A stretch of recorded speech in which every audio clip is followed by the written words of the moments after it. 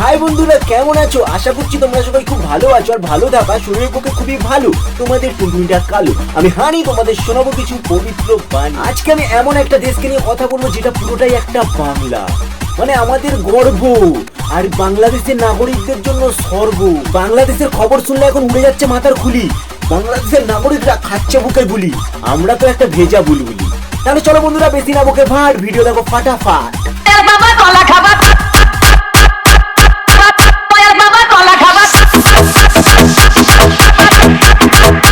আমাদের ইন্ডিয়াতে গরম লাগে, দুপুরে পারি না শুতে। বাংলাদেশে কোন এক কাকু মূর্তিতে দিল মুতে।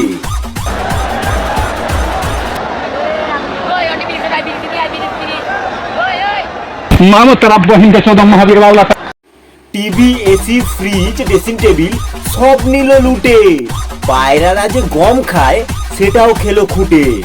দাড়িওয়ালা কাকু খুশি হয় প্রধানমন্ত্রীর ব্রা নিয়ে যেতে, তারই বাচ্চা বসে আছে, খাবার নেই পেটে। হিন্দুদের ওপর অত্যাচার, এটা কি সারা জীবন চলবে?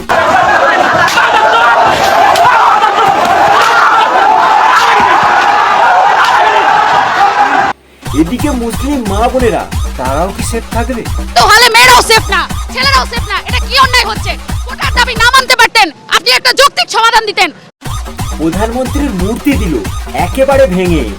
মাস্ক পরা আতঙ্কবাদী বাংলাদেশে টাকা নিল কেড়ে। 3, 4, 5, 6, 7, 8, 9, 10 25 আর 10 হচ্ছে 35।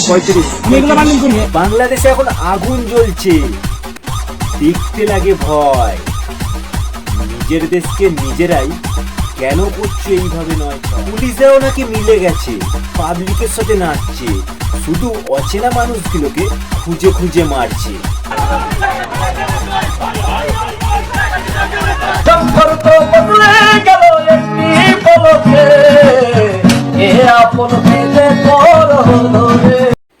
এই ভিডিওটা শুধুমাত্র তোমাদের মনোরঞ্জনের জন্য বানানো হচ্ছে, কাউকে বড় করা, কাউকে নিচ দেখানো বা কাউকে ছোট করার জন্য ভিডিওটা বানানো হয়নি।